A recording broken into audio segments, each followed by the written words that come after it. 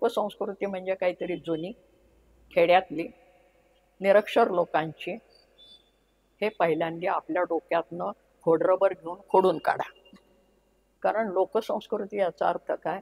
लोकांच्या जगण्यातनं त्यांच्या जीवनासाठी जे जे घडतं ते संस्कृती. कारण संस्कृतीमध्ये काय येतं? नुसते 4 श्लोक आणि मंत्र नाही हो येत. तुमचं खाणं पिणं, वस्त्र प्रावरणं, घरं दारं हे सगळं मिळून संस्कृती होते. आणि हे जर असेल तर ही संस्कृती कोण निर्माण करत आलेलं आहे? हे सगळी श्रमकरी मंडळी निर्माण करत आली आहेत. लिहिता वाचता येत नव्हतं आणि इंजिनिअरिंग कॉलेजेस नव्हते, सिव्हिल इंजिनिअरिंगचे कॉलेजेस नव्हते, त्यावेळेला माणसं घरं बांधत नव्हती का? वेबिंग फॅक्टरीज नव्हत्या, त्यावेळेस माणसं कपडे घालत नव्हती का? विणकाम करत नव्हती का? अन्न करत नव्हती का? होम सायन्स कॉलेजेस नव्हती तेव्हा बायका पदार्थ शिजवत नव्हत्या का? बायका बाळंतीण होत नव्हत्या का? मुलांना उपचार करत नव्हत्या का? अरे जगण्यासाठी जे जे आवश्यक आहे ते सगळं माणसं करत आलेली आहेत. ही लोकसंस्कृती, लोकांनी निर्माण केलेली, लोकांच्या जगण्यासाठी जे जे म्हणून उपयुक्त आहे ते लोकसंस्कृती. आणि त्यातून निर्माण झालेलं जे शाब्द साहित्य आहे, शब्दांनी घडलेलं, त्याला आम्ही लोकसाहित्य म्हणतो. त्यातला साहित्य हा शब्द सुद्धा माझ्या मते नुसता शब्दवाचक नाही आहे. कारण आपला पुन्हा एक शिक्षित लोकांचा असा समज असतो, साहित्य म्हणजे लिहिलं जातं म्हणजे काय, कथा नाटक कादंबरी वगैरे.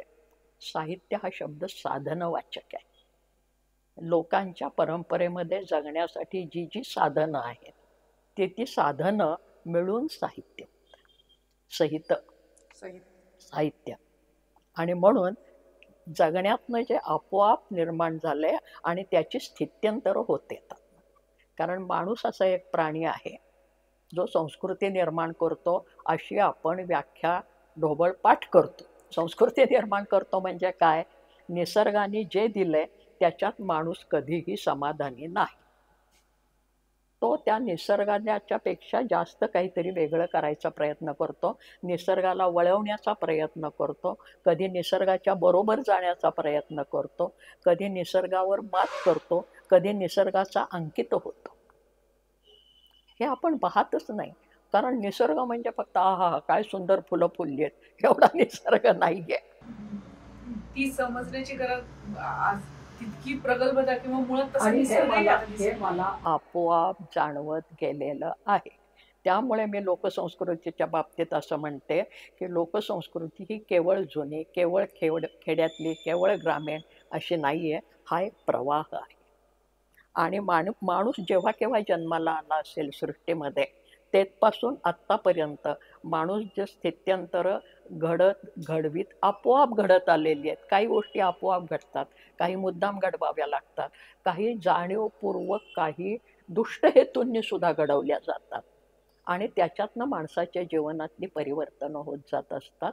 हे सगळं आदिम काळापासून आजपर्यंत जे चालत आलेलं आहे ती लोकसंस्कृती.